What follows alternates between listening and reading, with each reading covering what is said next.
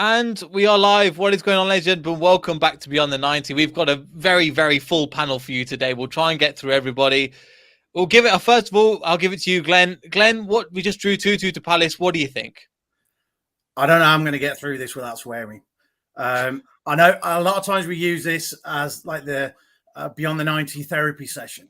And by the end of it, that we end up sort of like feeling a little bit better about it and try and pick out some positivities and things like that. But it's going to be difficult, to be honest. I don't think there was much conviction in what we had with our play, certainly going forward. We couldn't string any passes really together. There didn't seem, as we were getting a little bit further forward, then it would just go sideways and backwards. There didn't seem to be any sort of purpose to anything. Defensively, we were completely lacking. Couldn't clear our lines to save our lives. Individual poor performances, not very nice on the eye either, to be honest. I think we were lucky to get away with draw. The fact that the first goal, I mean, if you want to look at a positive, we pressed high, and that which was nice. You see Vardy and Iheanacho, and that which of course led to the first goal, which was great. We all wanted Nacho to start. Everybody wanted Nacho on the field. They're all looking at the fact of more than likely the 4-4-2 or Nacho in a number 10. We got the 4-4-2. We got Nacho on there. He delivered. It was everybody knew that it was a smash and grab for that first goal as well. And then I'll hand it over to other to have a rant as well. But it just, yeah, like I said, everything. No conviction, no purpose. Defensively fragile, broken. You got a 6-foot stupid defender who can't head the ball, isn't strong, and somebody else go on. Well, I'll give it over to you, JT. So that was quite a lot of one to hand over with, but we're going to try and get through everybody today. JT, what do you think as well? Yeah, it was a tough watch for sure. The part that was most irritating to me was seeing like every single second ball, Palace was jumping right onto it. Even if we got into a passing lane, like if Soumare was getting, or Hamza was getting in a passing lane, stop a pass going through, the ball was just going right back to Palace, going back the other way. We just couldn't seem to get in the right positions, and it just seems to be lacking like chemistry on like where each person's supposed to be. We saw it multiple times with Tielemans receiving the ball in the middle of the field and trying to like play it out to the other side, and maybe it was like Bertrand not running up the sideline and the ball just goes out of bounds. It just kept happening. It seemed like we were just passing into open spaces where players weren't there. I don't know if like the mint kits are blending in with the grass too much, or I don't know what the deal is, but it just seems like there is no chemistry, no understanding of where someone else is supposed to be. And as Glenn was saying, the defending was pretty poor, especially Vestergaard and Bertrand. I thought were pretty terrible. Bertrand was just constantly getting outplayed by the kid that got subbed in at the end, Elise, who I thought was actually pretty good, but it was just very underwhelming performance, and kind of just goes hand in hand with how the season's really gone. Yeah, it's kind of summing up a little bit, and kind of we'll go on to the first off again, kind of going for a 4-4-2, 4-4-3-1. I mean, it's the first time we saw Nacho, and I mean that's at least one positive we take from him. He took his goal very well, but in the first half we did play some decent football, but a lot of the time we did look, even when we were 2-0 up, we were quite lucky to be 2-0 up, to be honest. I wouldn't really agree with the fact that we played some decent football. I think Palace absolutely battered us for the majority of that first half, and we capitalised on 2 mistakes from them. And credit to Palace, like they have completely turned themselves around from last year to this year to a really exciting team to watch. But from us, like once you go 2-0 up, particularly in the way that we did completely against the run of play, you've got to then switch on defensively and be more assured. Because once you go 2-0 up, you need to defend with your body, get yourself in the way of stuff. And it just seemed half-assed defended and completely all over the place. So for me, everyone's saying about competing for the top 6 in that performance today is something you would expect a team from battling relegation to go 2-0 up and then let a 2-0 goal lead slip. And the thing is, we weren't even lucky to hold on to. Sorry, we were lucky to hold on to a draw there at the end. If Palace had won that was fully deserved from them. So which team out of us is meant to be the top half team theoretically? Because if you didn't notice Crystal Palace and you didn't notice Leicester today, you would look at Crystal Palace and think they're the team that have really been challenging the established elite over the last couple of years, not us. Yeah, do you know, I kind of agree, and bearing in mind they're a brand new team as well. A lot of them players, their centre back partnership's brand new. They've got Elise obviously is brand new. A lot of them players and a lot of them, their manager is brand new. But again, they've managed to click, and it makes us look a bit stupid, to be honest. To be brutally honest, it makes us look like we're a championship side. Like, it's pathetic. You know, the way that we're playing it's lackluster, it's boring, it's dull. Like, if I could describe it, we played like a hot, steaming pile of malarkey. And I got my malarkey comments in. There you go. But overall, there's no excitement with this squad, and that's the most upsetting part. You know, when they were up 2-0, I had this feeling in my gut, you know, we're not going to hold on to this. There's no way. There's no way in hell. And, you know, sure enough, there you go. You know, 2-2 draw. In my opinion, we didn't even deserve the draw today. You know, the way that we're playing, you know, I said this last match, you know, I said this last post match when we were talking about the, you know, the result in the Europa League. The way that we're playing right now, we deserve to be where we're at. You know, we deserve to be in the lower part of the table. You know, I'm not shocked whatsoever right now, and something has to change because whatever we're doing, it's not working. And thank God, you know, Rodgers decided to put Nacho in, because it's not like the entire, you know, fan base has been screaming for it since, you know, the dawn of time. You know, when he's in the lineup, he produces. And today's another example of that, you know. And, you know, I still don't get half the decisions that Rodgers is making. And that's one of the other things that I'm really starting to get frustrated with, is that, you know, last season we were trusting Rodgers. We really believed in what he was doing. And this season it looks like he's driving blindfolded off a cliff and his car is on fire. Like, it doesn't make sense. And then there's a lot of questions that need to be brought up. And I know we're not going to sack him, because we'd have to give him literally the moon and the stars in order to get rid of him. So that's not going to happen. But holy hell, something needs to happen. And I'm like Glenn right now. I'm trying not to swear because I'm frustrated as anything right now.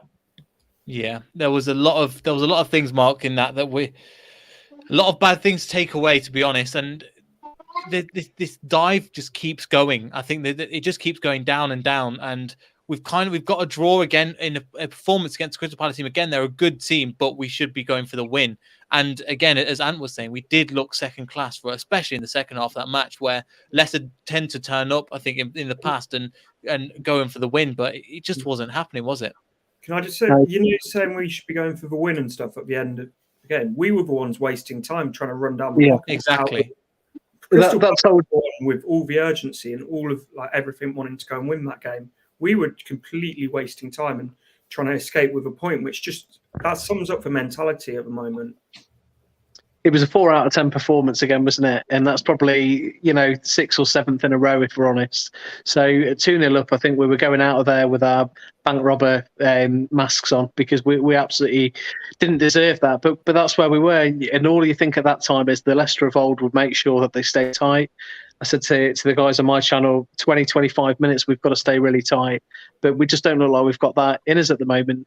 I think at the back, I cannot see the attraction, and hate to call players out, but in Vestergaard and Bertrand at all, I don't know what they add to what is already a troubled back line. And then Soyuncu seems to go down a level then as well. I thought Castagna was probably the only member of that back four that had a half-decent game today. I thought he did a good job on Zaha, but we were very, very lucky to get out of there today. I don't know what the plan is at the moment. We don't look like a top half team, never mind a top 6 team.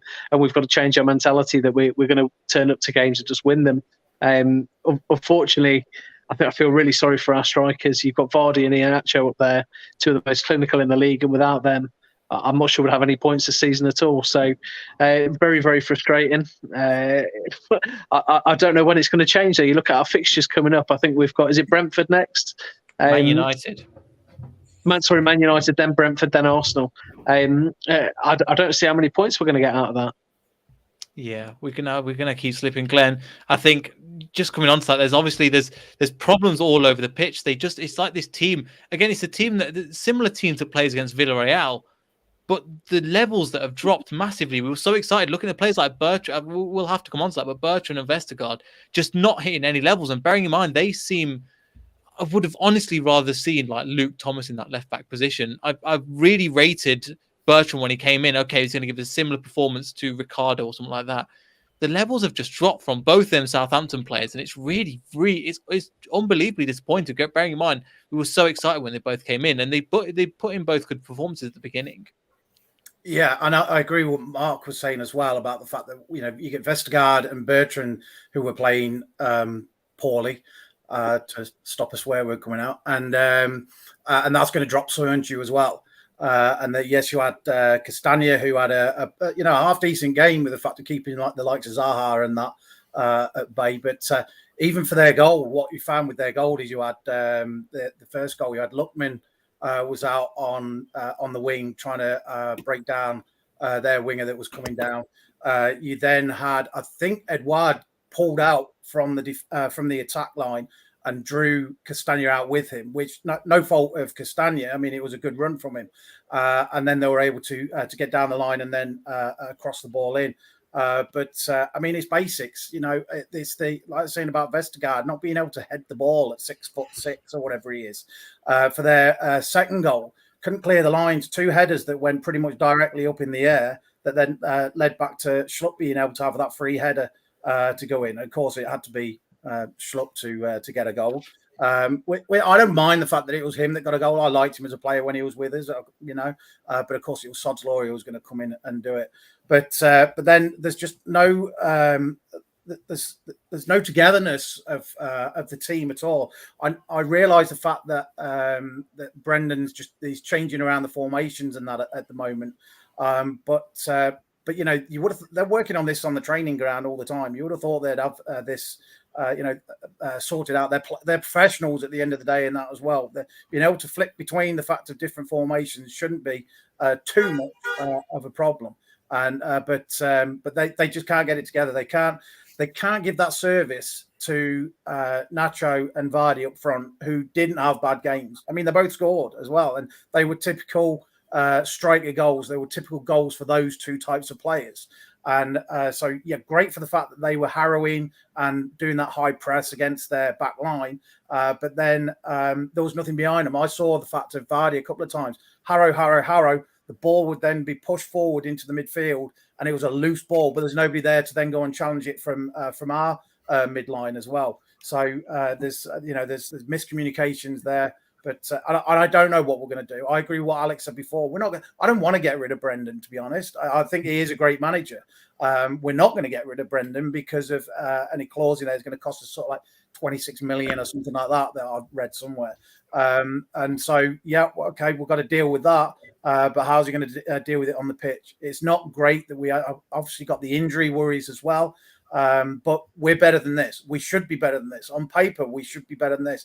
We should be beating Palace, even though it's away. The crowd played a massive part today in that, and it made the Palace were then in on those 50-50 balls and we're winning them 90% of the time.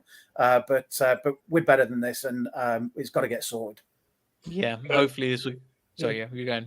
I just want to say, and that's I think the biggest thing that I'm seeing is that I'm looking in the chat also, and everyone's saying that injuries are a problem, and I don't want people to be like, well, injuries are the issue, because every club has issues with injuries, and if you're going to start passing the buck on the fact that we're missing 3 players due to injury, if you go down the list of of clubs with players that are injured, you can make it, you can make reasons as to why X, Y, and Z, these clubs are struggling. So.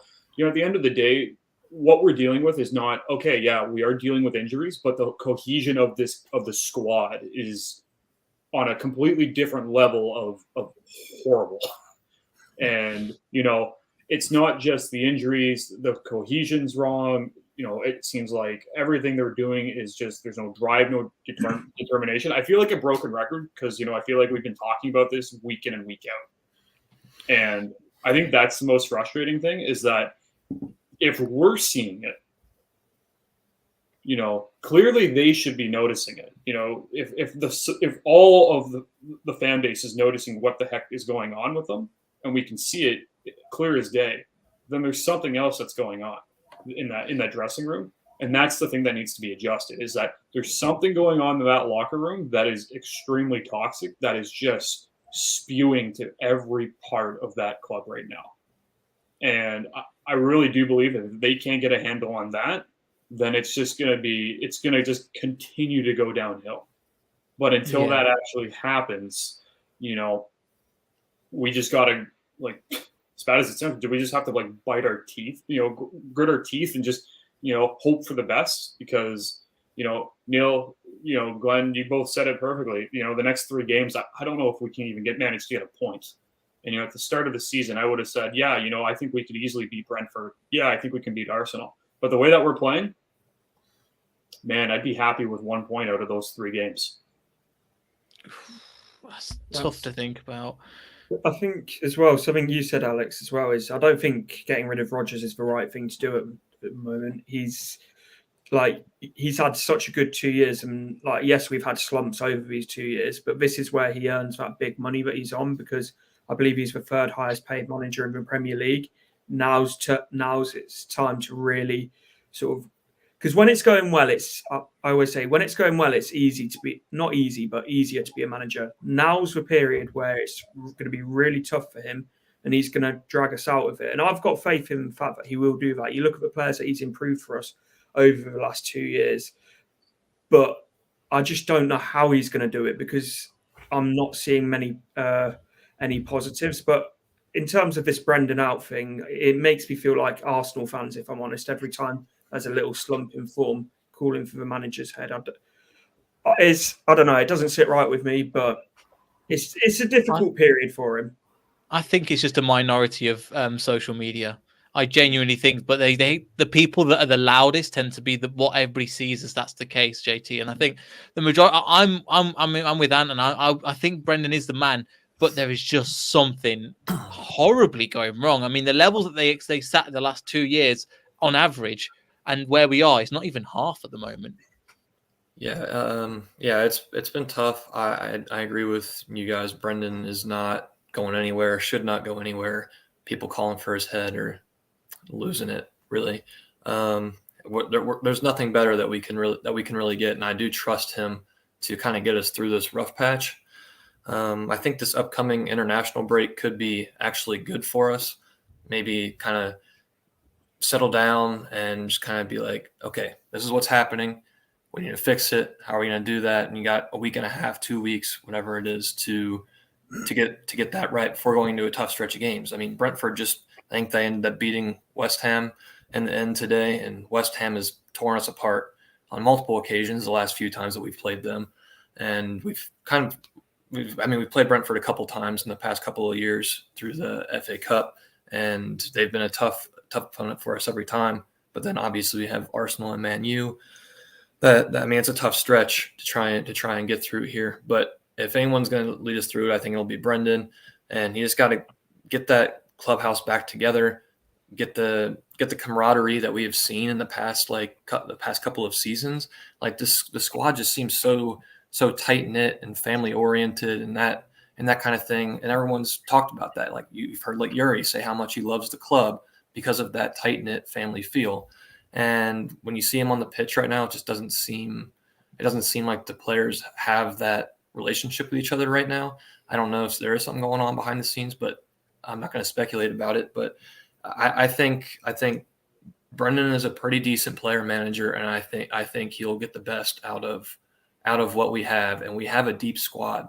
The number of injuries that we have is a bit alarming. JJ hopefully should be coming back in the near-ish future.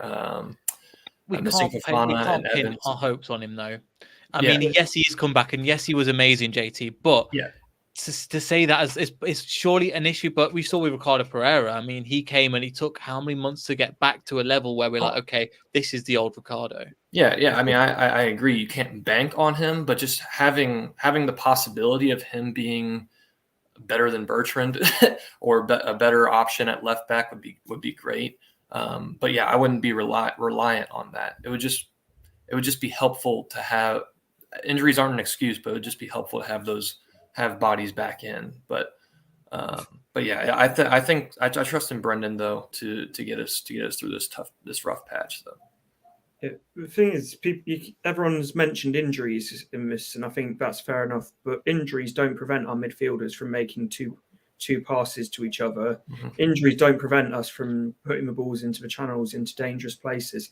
Yes, defensively we've looked very shaky because of those injuries, but that shouldn't stop our midfield and our attack completely. Yes, I know that the fullbacks get involved in our attack, but it shouldn't completely stop the flow of the team. So I almost feel people are using it as a get out of jail card for sort of how poor that a lot of our team have been for large periods of this season. And something I was going to come on to as well is Harvey Barnes today. I've never seen it from him before, but he just kept throwing himself to the floor. Like every time he lost it sort of a 50-50, instead of staying stuck in, he just threw himself to the floor. And that was infuriating as anything. So yes, with like Brendan is going to go back to the point before, I do think he's the right man, but he's by no means should be exempt from criticism for some very strange decisions today. Including substitutions, Alex. Yeah. Substitution-wise, Brendan, the players that he brought off in Lookman, Iheanacho, and I can't remember who the third one was. It wasn't Hamza. good enough. Hamza. We basically, Yeah. wasn't. No, and that's the thing that I've been questioning on as well is that Nacho's been when you slot Nacho in, you see him how well he's played, and you bring him off, which was. For me, it was a question mark, so that was one. And then to bring off Lookman was another. I feel like, I don't know if I'm the only one, but I highly doubt it. Lookman has looked absolutely incredible whenever he's been on the pitch. And that's been something that's been so nice to watch and, witness to. So the fact that those two players came off today was lots of question marks. I understand, possibly bringing on Madison in the later on in the game, because he's fresh legs and he might be able to do something. He tends to be better in that types of situation rather than starting a game. But I agree with Ant. You can criticize a lot of people, but I also do agree that Rodgers deserves some criticism. He doesn't deserve all the criticism, and And that's the thing is that, with the club is that everyone needs to take their own piece of criticism here, because everyone's making decisions here and everyone's doing something that deserves criticism. And I think that's the harsh reality of it all. And like I said before, something's got to give, because eventually it's either I think we're really getting closer and closer to a crossroads where we're going to reach a point in the season where it's going to either we're going to go one way and we're going to, figure this out and we're going to just take off, or we're going to go the complete opposite way where, the wheels fall off, the truck catches fire, we go down the hill, parachute forgets to deploy, and you just keep falling and falling and falling until you realize what's going on. And then at that point, it's too late. And I really do. And I know that analogy is extremely insane. And, the analogy is just nuts. But I do think that, we are nearing to that crossroads. And I know, even myself, I've said, clubs go through these spurts, but I don't know about you, but this spurts, really happened since late last season. You'd have the entire summer to sort stuff out. You brought new fresh players in, and we're still dealing with the same issues. So I don't think it's just a tiny spurt. There's clearly something going on. I think so. Sorry, go. I was going to go on with what we were saying about the substitutions. Actually, I think the thing is with the substitutions is that you make a substitution and it works, and you're a genius. And if it doesn't work, then you're a complete flop. When we were 2-0 up, I was already thinking, should we be bringing on somebody like Albrighton to sort of like shore it up a little bit more in the midfield and have that defensive mind of things. And then on the other side, I then sort of like snapped out of that and went, no, we should be pushing for a third. And the old adage, and I will say that old adage of 2-0 is the worst lead ever, obviously came true again today with us. And it was difficult to know what to do. And I'm sure that everybody's all sat at home or in the ground, and they've all got their own things of the fact of, oh, I would swap this person for this person and have these on and move the formation around and blah, blah, blah. And Brendan's got to be the one that's got to try and get that right. But of course, it also means that the players have got to know what they're doing when they make those changes as well, because there are slight changes then in formation, and there seems to be a breakdown from the fact of is Brendan making those right decisions at the right time, and then when he does make those decisions, are the players actually knowing what they're supposed to be doing as well? And that seems to be a complete loss for me at the moment. But again, we're coming back to the fact that something needs to change. Anybody else got anything on that? For a slight positive that I have noticed between the game in Warsaw and today, everyone's been slating Madison all season, deservedly so. I thought he's actually looked more to where his level is the last couple of games. When he came on in Poland, I thought he looked better, improved. So maybe a little silver lining there in in substitutions, but just thought I'd throw that in there for a little bit of some positivity in this episode. I guess so. But there's not really a lot to go. I think Castagna's looked, decent at times, and he's been steady, but we know he's not defensively really minded, and we do enjoy him kind of bombing down the wing and trying to joining with the attacks. But with a defense like that, I don't blame him for kind of sticking at the bottom. No, he's defensively. You always know, he did do all right defensively, but you didn't get to see the best side of his game today, which is him going forward. And I think that's just how deep we sat, just trying to hit Palace on counter attack. And I think that's also credit to Crystal Palace because they made it in pop very well. It was a combination of them making it very difficult for us to get out of our half and us playing straight into their hands. I think that was a bit of both, but. No, we didn't get to see the best of him today. But a player I would like to mention before we do finish is Lookman. I think he's looking very, very tidy, a really, really good player. And I think give him game time and the numbers will come in terms of goals and assists. But he's got that tight ball control and that ability to find a yard when he's completely boxed in. So if we're looking for positives, I'd say Lookman, Iheanacho and Vardy. Yeah, I totally agree. Mm-hmm. We'll have to find something. But again, we've got the squad for it, Alex. They're there. But it's more than the squad at the moment. Yeah. We have the squad. Squad on paper looks amazing. Squad on the field, completely different. So I don't know why. I feel like it's just a curse. I don't know what's with me and blue-colored jerseys and kits that, the squad on paper looks amazing, but as soon as it hit the field or the ice, they flop. But I don't know. It's weird. It's weird to witness this season because you look at the team last year and they exceeded all expectations. And I think, especially when you look at the squad and you see the bench, but then you look at the squad this year and, one of the biggest things that we talked about this summer was we finally have a bench. We finally have depth on that bench that looks solid. Aside from injuries, I would still say, that bench looks relatively half decent, even considering, compared to last season. I'm dumbfounded, to be honest, because what we have as a squad and, who we have on the squad, we shouldn't be playing, competing in these types of games and,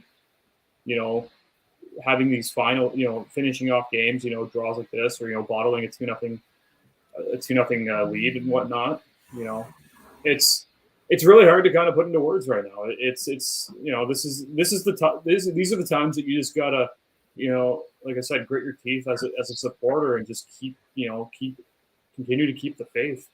But it's hard. These are the times. These are the biggest challenges, and I think for a lot of supporters that who have only recently started to follow Leicester City, this is the time for you to really bite down and just keep watching, keep supporting because times are going to get better. They just got to figure it out. And for everyone that's been watching this club for much longer than them winning the league, we know what there's been heartbreak, but we also know what this club can actually do. And especially with this squad, I really do believe at the end of the day, this squad can do something incredible. But they just got to sort it out.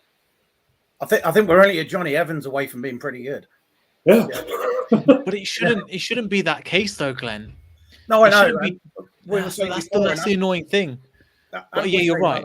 How Soyuncu looked bad because of the fact of Vestergaard and Bertrand looking bad, it sort of drags him down, and we know that. And Soyuncu seems to be that not as good a player with Johnny not being there, and he seems to just bring that coercion that Alex was talking about as well together in that back line. When we have that solid back line, it then means that our midfield can then be a bit more expansive in that as well. I think at the minute, part of the issue is that a lot of them are looking over their shoulders and thinking, if I screw up this pass, then I've got to now worry about what's behind me as well, and that's not going too well. So there's, it means that the likes of Tielemans and that aren't trying those passes through as much. And because I've never minded, I think a lot of us have said before, and we know Brendan doesn't mind them trying those passes and them getting cut out, because we know that those the ones that split the lines and get through to Vardy and Nacho and the likes are the ones that scores the goals. But if you're looking over your shoulder all the time because you're worried about your back four or your three centre backs, whatever it is, that's part of the issue. So you get it. I unfortunately now I don't think we're going to see too much of Johnny for a lot of the season. I think it's going to be one of those injuries. I know nothing. I haven't heard anything. I've got no inside knowledge, but I really think that it's going to be one of those ones where we may get to see him for a game here, game there, and it's going to flare up again. Unfortunately, I hope I'm wrong. I'd love to be wrong, but that's what we're missing. And Vestergaard isn't that solution. And of course, Fofana is a long way away. I mean, Amati, can he do a job? Well, I mean, he has done. At times in flashes in the past, but certainly not as a long-term solution, that's for sure. I agree with what Glenn said there with Evans. It seems to be the case that he comes back for a game and then he's out for about another 3 or 4. So I do think that we're going to really struggle without him. And as I said, injuries aren't an excuse, but without the centre-backs that we've like our first choice centre-backs, we almost played like 10 yards deeper. So we don't press up the pitch as far, and it's a lot easier for teams to suffocate us off the ball, like what happened today. So Johnny Evans shouldn't, and having one player shouldn't just be the excuse, but you can see the result of like when you lose that leader at the back. Because he's not the quickest, but he's a lot more positionally aware than Vestergaard is. But like he accepts he doesn't have that yard of pace, and he sort of steps into the right position. Vestergaard, I feel it's too quick to write him off, but I do feel like that Man City game with him was a massive false image because he looked very, very good in that. But then again, that was a game where we were camped so deep in our own half, trying to just hit Man City on the counter attack. As soon as we try and play a higher line with Vestergaard, we seem to get exposed.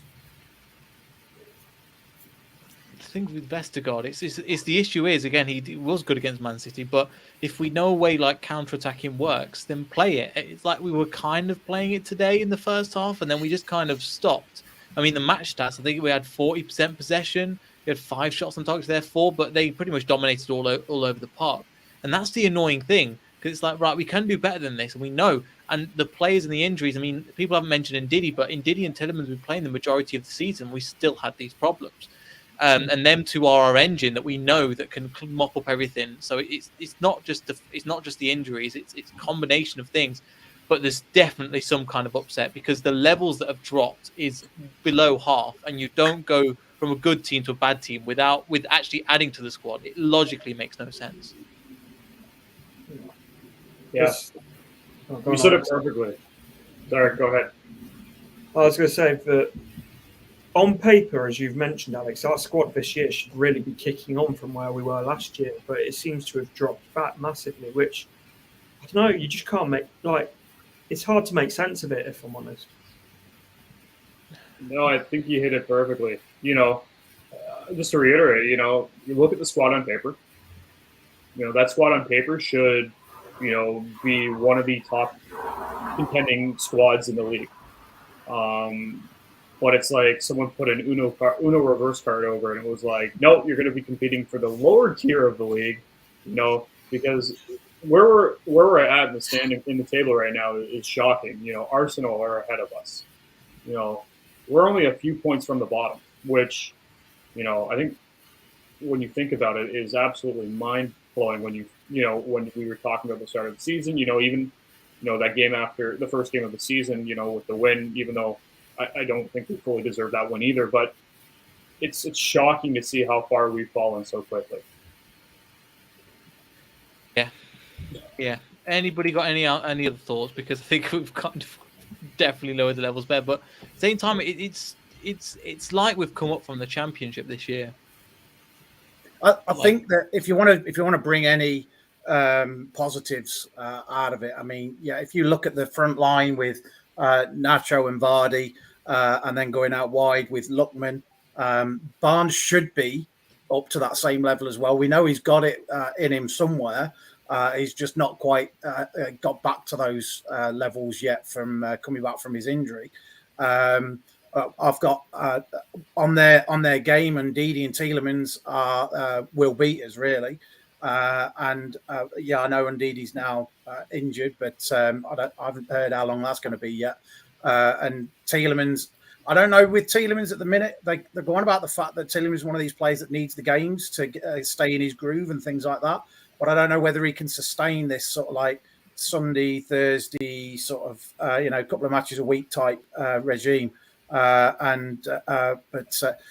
like I say, world class players on their day, and then you're going back into your back line, which seems to be where our issues are. But we are eventually going to be getting some of those players back, but that's going to take time for them to come back in, like we saw with Ricardo and that as well. So it's trying to shore up that back line, trying to get it so that they're not looking over their shoulders in the midfield. I think it's going to be a positive for us. We have got the players there, certainly midfield and up front, and it's just creating those chances. And I mean, I think we had something like, I think it was 379 passes with only 68% pass completion, pass accuracy today, which is pretty poor. Like you say, it was only 40% possession, which as the team that we are, we should be playing a lot more than that, And I know that we playing as a counter-attacking team, that we can win games with that sort of percentage of possession, but I think we've gone past that now, or we should be. I think it should always be an option, though.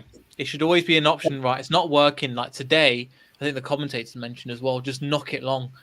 It just gives something to the because we tried to play through the middle of the park and it just didn't work. We tried. Lookman, was okay at times, but he had so much to do and was closed down so quickly. Harvey Barnes is not on form on that left hand side, and he's not really getting. We can't give him the ball, then let him play forward and then take on the play because it's not working. So you're looking at going, right, well, what is working? And there really isn't a lot. So give it back to the defense and knock it long. It's something that would work. I mean, we can know that the strikers were just, JT, nowhere near the level that they could be. And so just giving them any kind of service, with Nacho we saw today, we know with Vardy, just knock it long and try and let them, between the two of them, jump onto it, because it creates something. Apart from them two chances they gifted us, we didn't really create anything. Yeah, I thought pretty much over this past season or this past year, I've been thinking Nacho's been a lot better at like hold up play and linking things up. And today he did pretty well retaining the ball in tight spaces and making passes and trying to make things happen. So changing up how you play into something where you're almost using Nacho possibly as a target man on a longer pass at times. I'm not saying routinely hit it up to him. He's not like Chris Wood. He's not just some like big bodied guy that's just going to do that all game, or Diego Costa, whoever you want to name. But I feel like he provides versatility in how you can play, especially when he's paired with Vardy. They showed the record of when them two start in Premier League games on the broadcast, and I think it was like 33 combined goals in 32 games when they start together, which that's a pretty good record. That's a pretty good record. And it shows that just being able to get them involved is just the most important thing. So they're both pretty clinical in how they score their goals. We know how Vardy scores. You give him one chance. He might have one touch in 90 minutes, but if it is in the right spot, he's going to take it. So yeah, changing up the style of play if something's not working like it was today might be a good approach to take in the future that could help us get through this rut that we're in. Yeah, it's like we've got we've got 2 wins on the last 8, and the 2 of them were Millwall and Wolves. So it's it's not a good place to be. And does this time come at an international break come at a good time? Because at the end of the day, we just need a bit of a break. Because in terms of just being depressed, and also in terms of just enjoying for Brendan to get the tactics into the teams, because it's obviously not working. What he's played at the moment. I know playing Thursday, Sunday, there's not really a lot of time for tactics. Thing is, we said this last time: is the international break coming at the right time? And we're like, yes, we'll reset and go again. I'd say we've come out worse from the last international break. So, in theory, yes, but I don't know. Like, I just don't know. But, yeah, it's just a weird one to be in position. Any final thoughts before we finish? Because again, I think we're all out of ideas a little bit at the moment. Because I've got notes and stuff, and it was just calamitous defending at times, and you're just going, I don't know, where do we sit in the table at the moment? Because I bet you it's not a nice position. It's like 13th. 13th, yeah. But we're still early in the season to the point where I think getting up to 7th is 12, so it's 5 points away, and then 4 points to relegation. Technically, we are close, but it's all open at the moment. So it's not like I don't want to be throwing everybody's go, oh, well, throw everything out. That's the case. It's like, no, we will get there. I don't know how. I think we said that on Thursday. I don't know how we're going to get out of here, but we'll have to see. Yeah, I've been on a Ted Lasso binge. So my motto for this international break is be a goldfish, because I'm just going to forget about everything that's gone on from the start of this season, and hopefully, when we come back after the international break, we'll be all good, because I want to forget this start of the season, and that's nothing else is going to help it. So I'm just going to pretend that it didn't exist. And look on the bright side. After the international break, we've got in 8 days, we've got a Man United, Spartak Moscow away, and Brentford away. Yeah, which will be fun. Again, the thing is, it's not unlike Leicester to surprise me all the time as well, though. There's some part of me that goes, I don't know how, but they'll get in the same way. Remember we played another club well, because it's feeling that same thing. We went into we lost to Cardiff, but before that we beat Man City and we beat Chelsea, and we could all just get 9 points, and it would be the typical Leicester thing too. We come and go, I have no idea how we got the points that game, but we've done it once again, and we're looking at this completely different. I think it would be the least surprising thing, wouldn't it, if we beat United, beat Arsenal, lost to Brentford, lost to Spartak Moscow, and whoever's next. So I suppose that's the fun of being a Leicester fan, isn't it? At the moment, it doesn't seem fun. No, it really doesn't. I don't want to add extra. You'd rather be a Leicester fan than an Arsenal fan, though. Yeah. I don't want to add extra negativity, but reports just came out that Brendan Rodgers has stated that the hamstring injury to Ndidi will keep him out until November. Ugh. Can we extend the international break? Yeah, can we have 4 month international break? Can we have the tournament in 2022 now for the Qatar 2022? Can we have it 2021? Jesus. Yeah, right. That's a depressing note to end on, isn't it? Sorry. So yeah, sorry about the ticker. It turns out Hannah's not going to be live. She's going live tomorrow, everybody. So Leicester have also lost. Again, it's the women's side as well. Something's going on in Leicester. The Leicester women have lost 2-0 to Arsenal at home. Sorry, to Tottenham at home. Oof, it's going to be... I know she's not too happy with the whole performance as well. So yeah, the whole Leicester scene. We'll try and keep you updated, but there is not a lot going right at the moment. But if you enjoyed the stream, make sure you leave a like, subscribe, all that good stuff. Thank you to the full panel. Thank you to Mark for coming on as well. I know it was late and he had to jump off early as well. But thanks everybody for coming on, and we'll see everybody in the next video. So goodbye.